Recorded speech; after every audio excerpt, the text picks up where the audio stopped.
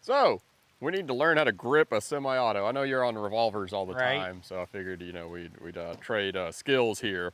But it's usually a common question when people get onto semi-autos because there's a lot more going on here when you're shooting. It really is. I've Yeah. got you've got reciprocating parts moving around. You know, that doesn't happen on a revolver. Exactly. And I mean, I'll be honest, the last time I shot a semi-auto seriously was probably 5-6 years ago. Yeah. So, Well, there's been a lot of advancements in grip, you know, and I think when we get down to it, we'll go through a couple different techniques and a couple myths that are really out there. all right. And then see what works best for you. And this is one thing that we need to keep in mind is with the different strategies of obtaining your grip, you might see different results on range. So it's about fine tuning what works best for you. So first off, your dominant hand, we're just going to take that and place it as high up on this grip as we can, filling in that beaver tail there. So you don't want any gap there. Right. So what happens normally is people will grab and have this gap here. So then when we fire, the gun has a place to move as it runs through its recoil cycle. Right. So we want to get up as high up as possible, okay? Once we do that, we can wrap those 3 fingers around just like that, giving us ample room for our offhand support over here. Now, if you notice, I'm keeping my thumb up. A lot of times people will kind of hold their hand like this because it feels a little bit more natural as they grab something, okay? We want to keep that thumb up because we need ample room to put our offhand support. And if our thumb is in the way, what happens is we cross over the top of our thumb, and we create a lot of space and we're not getting the engagement on the side of the pistol. The more friction that we can have on this frame, the better recoil control that we're going to have. Right. We want to get as much meat on the gun as possible. Exactly.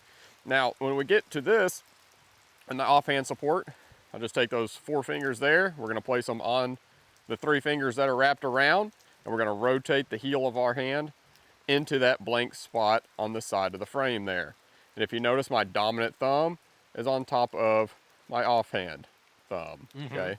And those thumbs are pointed forward. Now, there's a technique here that usually helps some people with accuracy, and it's what do you do with your thumbs? Because if we got really tense thumbs here, it's not really doing much for recoil control or anything like that. So what I like to tell people to do is try 2 different methods. Once you get that grip, squeeze your thumbs pretty tight, shoot, and then relax your thumbs.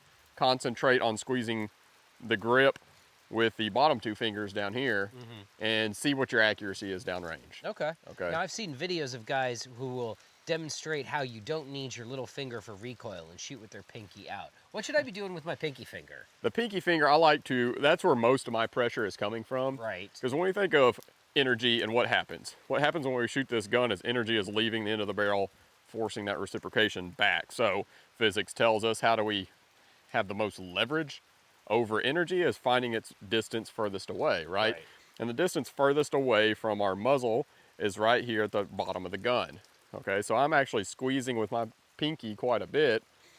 And when I get my offhand support on here, I'm actually rotating the palms of my hands downwards. That makes sense. I'm gonna feel the muscles in my back kind of tense up a little bit as I twist down a little bit.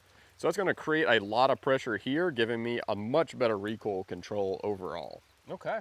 Now, when you get into it, it's hard to figure out what you want to do with your thumbs, okay? A lot of people will try to keep them out of the slide. I would say, yeah, I mean, if you're coming into it and getting a little bit more comfortable, that's perfectly fine. But you can have your thumbs up in this slide and it's not going to affect anything. It's not going to hurt you. It's not going to affect the reliability of the gun or anything. So that's just something to keep in mind. I like to keep a high thumbs type of grip because I feel like I get better recoil control over it. As I drive my hands down, I feel like I lose control and it actually starts to interfere with a lot of my controls and my trigger. Right. So I'll go ahead and kind of display what this looks like.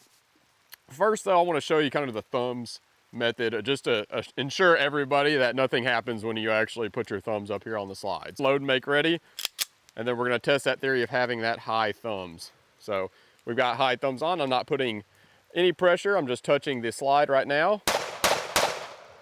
All right, so now I'm actually going to push pressure on the side of the slide here just to show that it's not going to affect any of the recoil. So I'm actually pushing in. It's still working fine. Yeah. Okay. Now when we look at this grip, you can watch as I cheat down this pistol. Watch what happens to my slide when I try to shoot fast. You get a lot of recoil. You see an exaggerated, I'm watching that dot come way out of the screen here and then come back in. But as we get high up on this gun, we ensure that offhand support. We're on top, we're squeezing down with our back here, and then now watch. So much better recoil control. yes. So I'm going to go ahead and top you off here, and you can run through a couple of the options and we can see where you're at. All right. So I'm going to start, and I'm just going to take an intentionally poor grip. We're going to go low on the gun, and I'm going to have my thumbs tucked over like I would if I was shooting a revolver. All right? I'm going to try to track my recoil on this steel target. All right. That didn't look very good. It didn't feel very good. Yep, and you can see the off shot there. So let's go ahead and now get my hand all the way back up on the grip. I'm going to get a nice positive thumbs forward grip. And one thing I like about the GX4 is this little bit of texture right here on the gun. That's where I like to put my thumb normally when I do shoot a semi-auto. So let's see how that tracks for me. That tracks a lot better. I can get the gun on target a lot faster. Yeah. Yep. I'd like you to try that. Go ahead and try that relaxed thumbs method there. All right, let's relax. We're not driving anything down. We're keeping it nice, relaxed, and I want to feel that tension right in the back from sucking those arms down. There we go. There we go.